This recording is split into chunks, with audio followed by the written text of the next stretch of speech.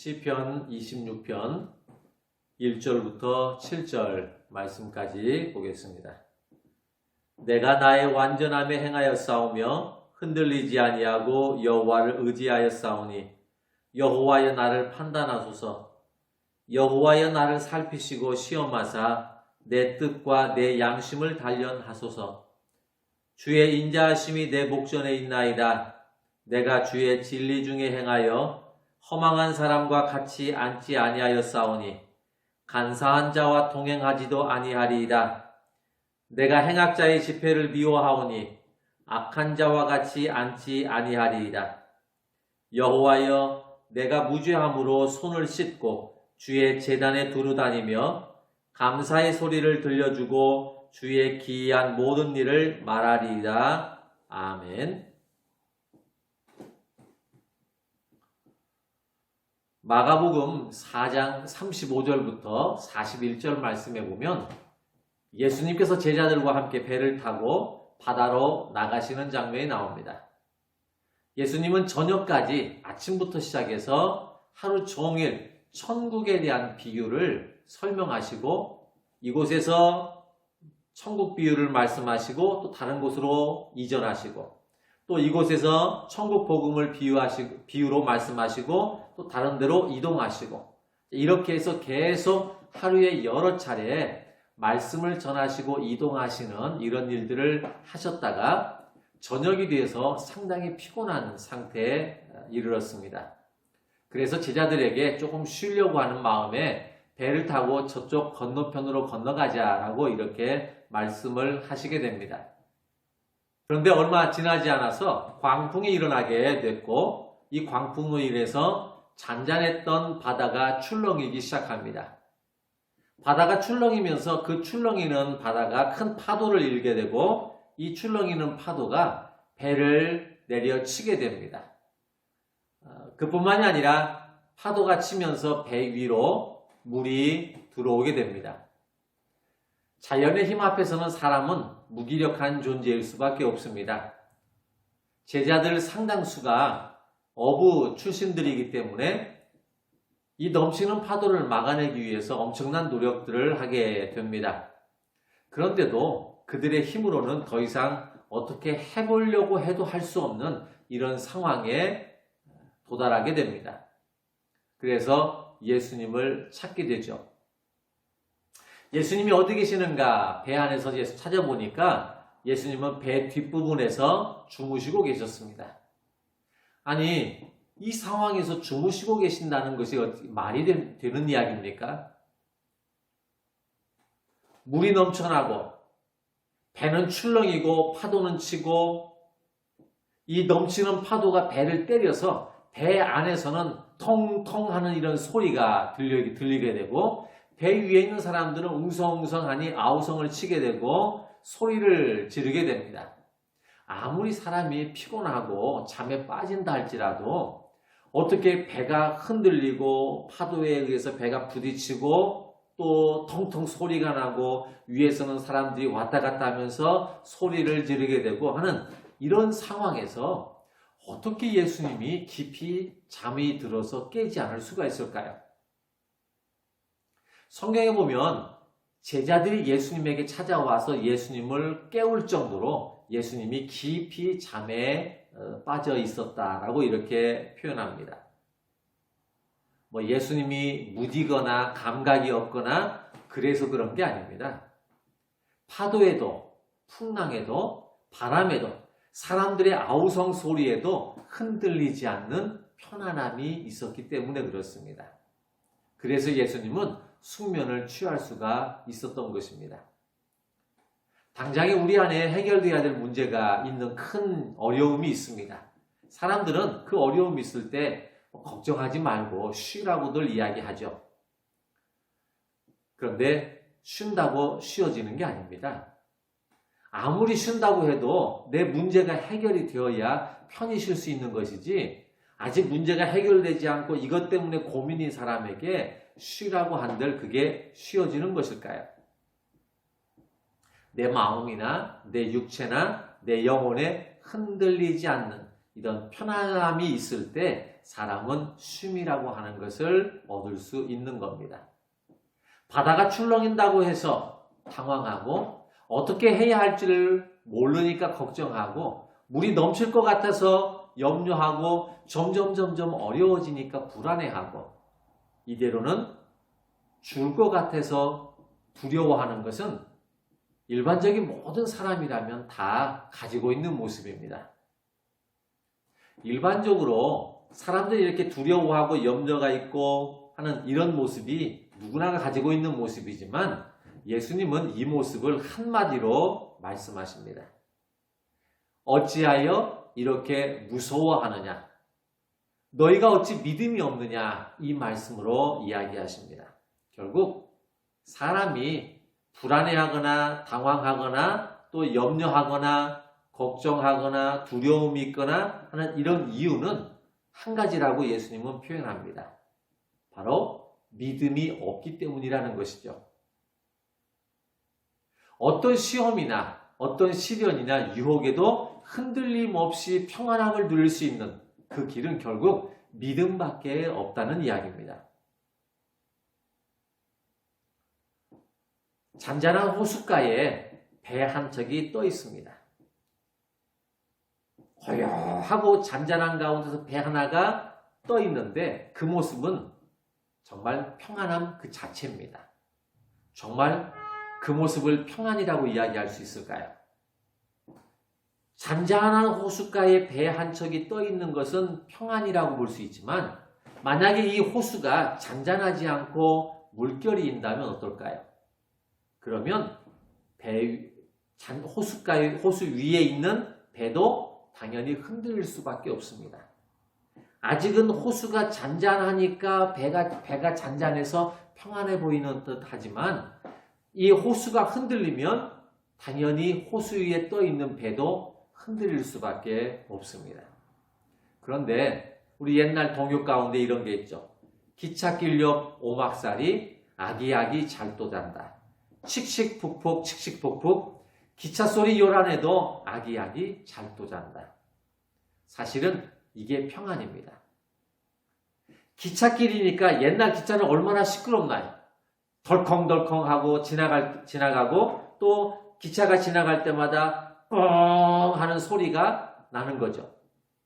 그런데 기찻길 옆에 있는 오막사리에 아기가 지금 잠이 들어 있습니다. 근데 그 옆을 기차가 지나가는 거죠. 기차가 지나가는데 덜컹덜컹 소리가 나고 또 빵 하는 소리를 내면서 기차는 지나가는데 아기는 여전히 잠을 잘 자고 있습니다. 평안은 바로 이런 게 평안 아닐까요? 우리 인생의 삶에 아무런 문제도 없고 걱정이 없고 염려도 없을 때 이때가 평안한 게 아니라 어떠한 어려움이 있고 힘든 일이 있고 고달픈 일이 있어도 내 마음은 평안함을 누릴 수 있고 안정된 삶을 살 수 있는 것, 그거야말로 평안이라고 이야기할 수 있습니다. 다윗은 이런 삶을 살고 싶었습니다. 조그마한 일에도 불안하고 걱정하고 염려하고 사는 이런 인생이 아니라 어떠한 시련이 있어도 결코 흔들리지 않는 바로 이러한 견고한 삶을 살고 싶었던 겁니다. 그래서 오늘 본문 1절 말씀에 내가 나의 완전함에 행하여 싸우며 흔들리지 아니하고 여호와를 의지하여 싸우니 이렇게 기도하는 것입니다. 여기서 완전함에 흔들리지 않기를 원했다라고 하는 이 말은 여러 악한 이런 생각이나 더러운 생각이나 유혹을 당하는 이런 가운데서도 나는 결코 흔들리지 않고 요동하지 않았다. 이것을 완전함에 흔들리지 않는다. 이런 뜻으로 표현하는 겁니다. 사람이 살다 보면 우리 내적으로 여러 가지 잘못된 이런 생각이나 행동들이 내 마음을 흔들기도 하고 또 외부적으로 여러 가지 그런 모습들이 내 삶을 흔들어 놓는 이런 모습이 있습니다. 나를 유혹하는 여러 가지 것들이 있는데 이런 것에 흔들리거나 요동하지 않는 삶을 바로 다윗은 살고 싶었던 겁니다.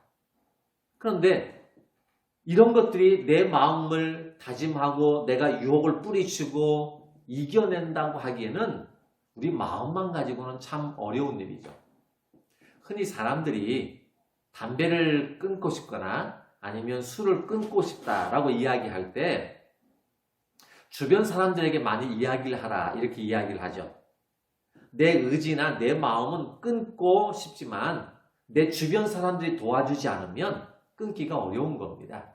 그래서 내가 마음이 약해질 때는 옆에 사람이 붙잡아주고 또 내가 마음이 흔들리면 옆에 사람이 지적해주고 하는 이런 것들이 필요한데 그래서 다윗도 평안한 삶, 흔들리지 않는 어떠한 경우에도 흔들리지 않는 평안한 삶을 살고 싶었기에 그래서 다윗은 누군가가 내 옆에서 나를 지적해주고 나를 감시해주고 나를 북돋아주고 나를 붙잡아줄 수 있는 누군가가 필요했습니다. 그래서 내 옆에서 누군가가 나에게 이렇게 조언해줄 만한 사람을 찾아봤는데 아무리 찾아도 같은 사람이다 보니까 내가 시험 들면 오히려 그 사람도 시험 들고 그 사람이 넘어지면 나도 넘어질 것 같은 이런 생각이 들었습니다. 그래서 이 모든 것들을 봐줄 사람을 다윗은 주변에 있는 사람을 찾지 않고 하나님에게 모든 것을 맡기기로 했습니다. 그래서 하나님 앞에 부탁을 하게 됩니다.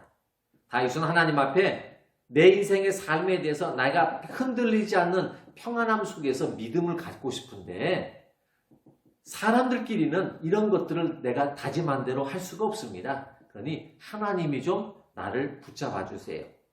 이렇게 그런 마음으로 하나님 앞에 기도했는데 그게 오늘 말씀의 2절 말씀입니다. 세 가지 표현으로 다윗은 하나님께 부탁을 하게 되는데요. 그 세 가지 표현이 하나는 나를 살펴주세요. 두 번째는 나를 시험해 주세요. 또 세 번째는 나를 단련해 주세요 하는 이런 것으로 하나님께 기도를 하게 됩니다. 여기서 첫 번째 살핀다라고 하는 이 말은 내 본성을 알기 위해서 시험한다 이런 뜻입니다. 이 말은 겉으로는 드러나지 않은 내 속의 표현을 알고 싶은 겁니다. 사람들은 외모를 보기 때문에 겉으로 행동하고 나타나는 모습을 가지고 평가를 합니다. 그런데 하나님은 중심을 보신다 하셨죠. 우리의 겉으로 드러나지 않는 속마음이 어떤지를 그것이 다윗에게는 중요하다고 여겼습니다. 예수님께서 살인하지 말라 이런 말씀을 가지고 이야기하셨습니다. 살인하지 말라 그러면 다른 사람을 내가 해치지만 않으면 살인하지 않았다라고 일반 사람들은 생각하지만 예수님은 그 차원을 넘어서 다른 사람을 살인하지 않은 것뿐만이 아니라 내 마음에 누군가를 미워하면 그게 곧 살인한 거다라고 예수님은 이렇게 말씀하셨습니다. 겉으로 드러난 행동이 아니라 내 속마음에 품고 있는 이것이 뭐냐 그걸 보신 것이죠. 간음하지 말라 하는 이 말씀도 역시 마찬가지예요. 내가 외도를 하지 않는 이런 행동만이 아니라 내 마음에 음욕을 품었으면 그것도 간음한 거와 똑같다라고 이렇게 말씀하시죠. 겉으로 드러난 모습이 아니라 실제 내 마음속에 자리 잡고 있는 것이 무엇이냐라고 하는 걸 지적하시는데 바로 살핀다라고 하는 말은 그런 뜻입니다. 외적으로 드러난 것 이외에 내가 내적으로 가지고 있는 것. 사람들은 내 외적인 부분을 보지만 하나님은 내 중심을 보셔서 내게서 드러나지 않은 것까지도 살펴봐 주십시오라고 이렇게 기도하는 겁니다. 그 다음에 두 번째로 다윗은 하나님 앞에 시험해 주세요라고 부탁을 합니다. 여기서 시험한다라고 하는 것은 사람이 됐든 물건이 됐든지 간에 그 질을 시험해 보는 겁니다. 어느 정도의 마음이 있는지 본래 의도가 무엇인지를 시험해 달라는 것이죠. 흔히 우리가 영화나 드라마를 보면 어떤 사건이 생기면 국과수에 성분 의뢰를 하죠.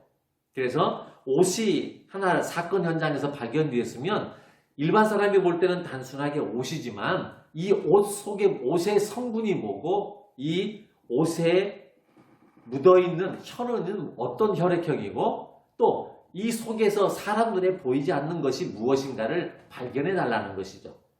그래서 국과수에 의뢰를 합니다. 그러면 의뢰한 것에 대한 결과가 나오죠. 이거 여기에서 발견된 DNA는 누구의 것이고 혈흔은 뭐고 혈액형은 뭐고 하는 이런 성분은 어떤 것인가를 찾아냅니다. 이게 바로 시험한다는 것입니다. 내 속 안에 내 본래 의도가 무엇인지, 내 본래 어떤 생각으로 이 일을 시작했는지 그것까지 하나님께서 살펴봐 달라는 것입니다. 또 한 가지는 단련해 주십시오라고 이렇게 기도합니다. 이 단련한다라고 하는 말은 불로써 귀금속을 녹여서 그 찌꺼기를 완전히 제거하는 것, 이것이 단련입니다. 어디서 많이 들어본 얘기죠.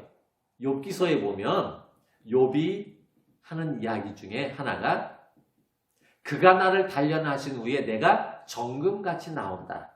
정금은 순도 100%의 순수한 금입니다.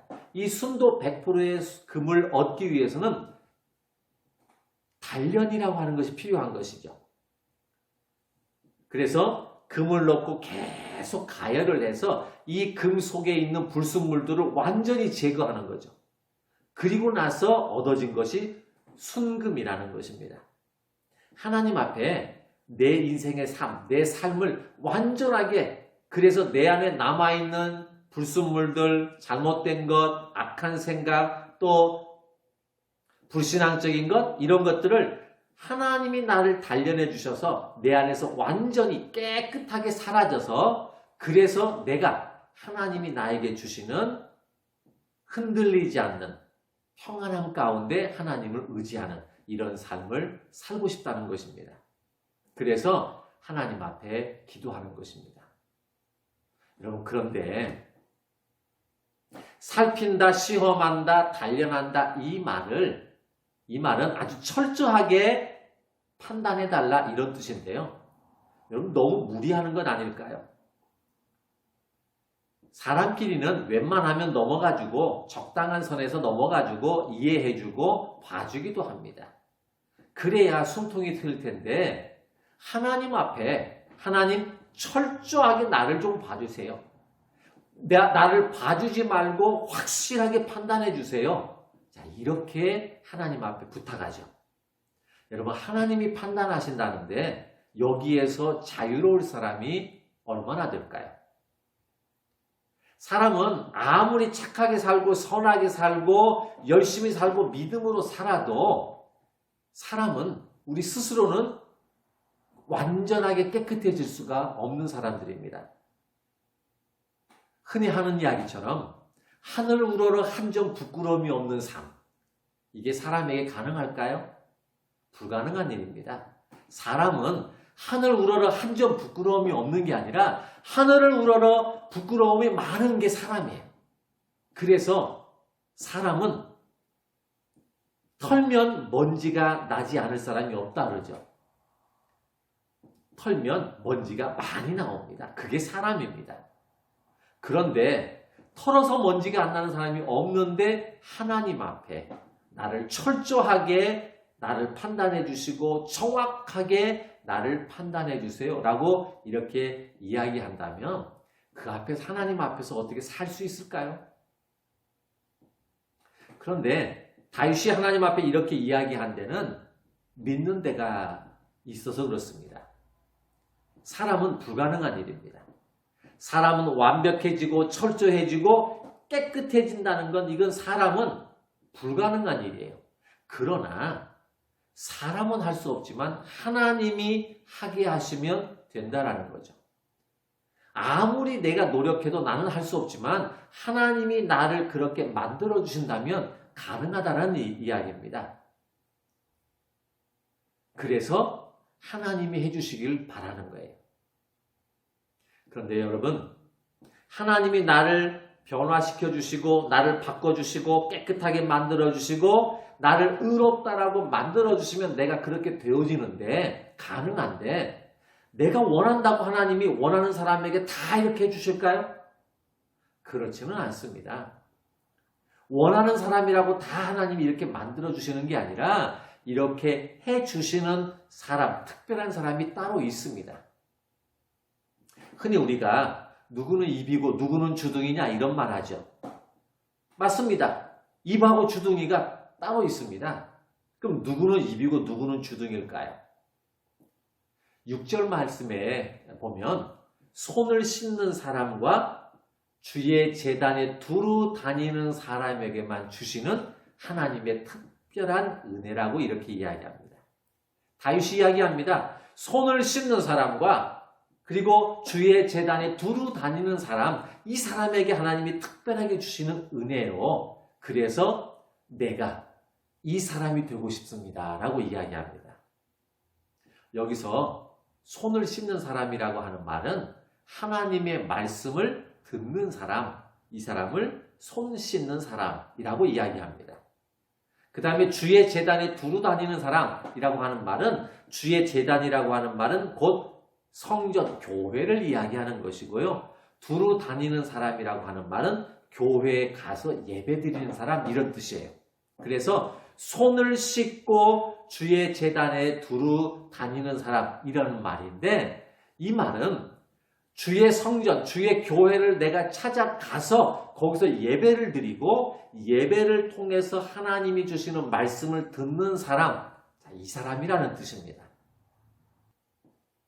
물론 어느 곳에서 예배를 드려도 그건 예배라고 이야기할 수 있습니다. 그런데 오늘은 특별하게 다윗이 이야기하는 것은 내가 어느 곳에 내가 있는 곳에서 예배를 드리는 게 아니라 주의 제단에 내가 찾아와서 여기에서 예배를 드린다라는 겁니다. 내가 편리한 대로 내가 있는 곳에서 예배를 드려도 예배라고 우리는 이야기하지만 다윗은 특별하게 아니 그게 아니라 주의 제단에 내가 와서 여기서 예배를 드리는 그래서 이 예배를 통해서 하나님이 주시는 말씀을 듣는 사람 이 사람에게 하나님은 특별한 은혜를 주셔서 그래서 시험하고 살피고 훈련을 단련을 받을 수 있는 이런 사람으로 하나님이 만들어 주시겠다라는 것입니다. 다윗은 어차피 자신의 마음이나 결단이나 행동으로는 절대로 흔들리지 않는 이런 믿음을 가질 수 없다라고 판단을 했습니다. 하나님이 이끌어 주셔야만 가능하고 하나님이 그렇게 하게끔 해 주셔야만 그래야만 가능하다는 걸 알고 있습니다. 여러분 구약 시대든 신약에도 마찬가지입니다. 일주일에 한 번 안식일이 되면 자기가 있는 곳에서 다 성전이 있는 곳에 와서 여기에서 예배를 드렸습니다. 그리고 이곳에서 주시는 하나님의 말씀을 내가 받아가지고 그렇게 나가서 말씀대로 살려고 애썼습니다. 요즘 같은 시대 때 다 비대면 예배라고 해서 편안한 곳에서 우리가 예배를 드릴 수 있습니다. 물론 그것도 예배입니다. 그런데 다윗은 그것은 예배가 아니다라고 하는 이야기가 아니라 오늘만큼은 주의 제단에 두루 다니고 와서 여기에서 하나님이 주시는 말씀을 내가 들어야만 그래야 하나님의 말씀을 가지고 내가 살 때 하나님이 나를 살펴주셔도 나를 시험하셔도 나를 단련하셔도 내가 감당할 수 있고 이겨낼 수 있고 그리고 변화될 수 있는 사람 그래서 하나님이 내게 주시는 그 믿음을 통해서 어떠한 경우에도 시험이나 유혹이나 이런 걸 당해도 흔들리지 않고 하나님을 의지할 수 있는 믿음을 가질 수 있겠다라고 이렇게 봤다는 것입니다. 여러분 하나님 앞에서 떳떳할 사람이 어디 있을까요? 오히려 하나님 앞에서 내가 하나님이 나를 알면 알수록 우리는 그만큼 더 죄가 많아지기 때문에 하나님이 나를 몰라야 되는데 하나님이 나를 알면 알수록 믿음을 더 세울 수 있고 어떤 시험이나 유혹에도 내가 요동하지 않고 흔들릴 수 있다라고 하는 이런 믿음을 확신을 갖는 것이 바로 다윗의 생각이었습니다. 그것은 하나님의 말씀을 들으며 하나님 앞에 예배를 드릴 때 이것이 가능하다는 것을 알았기 때문에 그렇습니다. 왜 사람들이 시험에 들고 넘어지고 잘못된 행동을 할까요? 그것은 우리 안에 하나님의 말씀이 없기 때문에 그렇습니다. 하나님의 말씀은 시편 119편 105절 말씀에 주의 말씀은 내 발의 등이요 내 길의 빛이니이다 그랬습니다. 내가 가야 할 길, 내가 해야 할 일들을 가르쳐주는 것이 하나님의 말씀입니다. 그런데 하나님의 말씀이 내 안에 없으니 내가 어떤 길로 가야 할지를 모르고 내가 무엇을 해야 되고 어떤 행동을 해야 할지를 모르니까 실수하고 죄를 범하는 것입니다.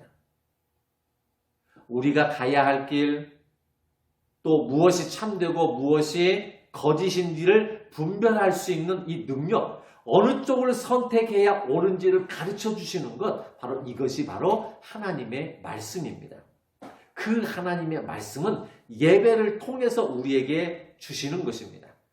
그런데 예배를 드리지 않으니 하나님의 말씀이 내 안에 들어오질 않게 되고요. 내 안에 하나님의 말씀이 없으니 내가 어떻게 행동해야 될 줄을 모르게 되는 거죠. 예배를 통해서 주시는 말씀이 없으니까 나를 시험하고 나를 유혹하는 것이 어떤 건지를 모릅니다. 지금 내가 하고 있는 이것이 나를 넘어뜨리는 건지 아닌지도 모르고 지금 내가 하는 이것이 나를 시험하는 건지 아닌지도 모르게 되고 내 앞에 있는 것이 사실인지 가짜인지를 전혀 구분을 못하게 되다 보니까 두렵고 걱정스럽고 염려가 앞서게 되는 것이죠. 여러분 앞에 있는 문제나 어려움이 왜 사라지지 않고 여전히 남아있을까요? 왜 우리 앞에 있는 문제는 내가 기도했는데도 불구하고 해결이 안 되고 왜 여전히 이대로 남아있는 것일까요? 그것은 이 문제를, 이 어려움을, 내 앞에 있는 이 문제를 해결하고 감당할 수 있고 극복할 수 있는 방법을 우리가 모르기 때문에 그렇습니다. 왜 모를까요? 하나님의 말씀을 내가 듣지를 못했거나 그 말씀을 내가 행동으로 옮기지 못해서 그렇습니다. 예배를 드리지 않으니까 말씀을 듣지 못하게 되는 것이고 말씀을 듣지 못하니까 당연히 행동할 수 있는 방법을 모르게 되는 거죠. 말씀은 들어야 됩니다. 들어야 믿음이 생기는데 말씀을 예배를 드리지 않으니까 들을 수 없고 들을 수 없으니까 믿음이 생기지 않고 믿음이 없으니까 흔들리다 보니까 그래서 믿음이 적은 자들아 어찌 무서워하느냐 하는 이런 예수님의 질책을 들을 수밖에 없게 되는 거죠. 절대로 당황하지 않고 두려워하지 않고 고민하거나 걱정하지 않고 흔들리지 않는 이 평안함. 이 평안함은 어떤 사람에게 주어지는 걸까요? 하나님 앞에 나와서 예배를 드리고 그 예배를 통해서 내게 주시는 그 하나님의 말씀을 듣는 사람, 이 사람에게 주어지는 결과라는 것입니다. 흔들리지 않는 평안함, 그래서 하나님을 더더욱 의지할 수 있는 이런 믿음, 이 믿음은 전적으로 예배를 통해서 얻을 수 있습니다. 기도하겠습니다. 하나님 앞에 기도하며 내 어려운 삶을, 내 힘든 일들을, 내 앞에 있는 문제들을 해결받기를 원합니다. 그래서 하나님 앞에 계속해서 기도하지만 웬일인지 이 일이 해결되지 않고 여전히 남아 있습니다. 믿음이 있다고 생각했는데 조그마한 일에도 금방 이 믿음이 흔들려서 어찌할 바를 모르고 염려와 걱정과 두려움 속에 빠져 사는 게 바로 내 모습입니다. 이런 내가 과연 믿음으로 이 험난한 세상을 이겨낼 수 있을까요? 다윗은 어떠한 경우에도 흔들리지 않는 이런 믿음을 소유하고 싶어서 그래서 하나님께 간구했습니다. 하나님, 나를 살펴주시고 나를 시험해 주시고 나를 단련시켜 주시옵소서. 이렇게 말할 수 있는 것은 내가 주의 제단을 두루다니며 하나님의 말씀을 사모하고 그 말씀을 듣고 그 말씀대로 살기 때문에 이게 가능해지는 일이기 때문이어서 하나님 앞에 기도하는 다윗이었습니다. 하나님, 다윗에게만 이런 현상이 일어나는 게 아니라 내게도 어떤 어려움과 힘든 일이 있어도 결코 흔들리지 않는 이런 평안함 속에서 하나님을 여전히 의지할 수 있는 믿음이 있기를 원합니다. 이 믿음은 오늘을 시작으로 해서 하나님 앞에 예배드리며 내게 주신 말씀을 듣고 이 말씀대로 살려고 하는 이 모습을 통해서 얻어지는 결과임을 알고 예배를 사모하고 말씀을 사모하며 예배 자리에 앉아있고 하나님의 말씀이 들려지는 곳에 내가 있는 이런 생활이 되게 해 주시옵소서. 예수님의 이름으로 기도드렸습니다. 아멘.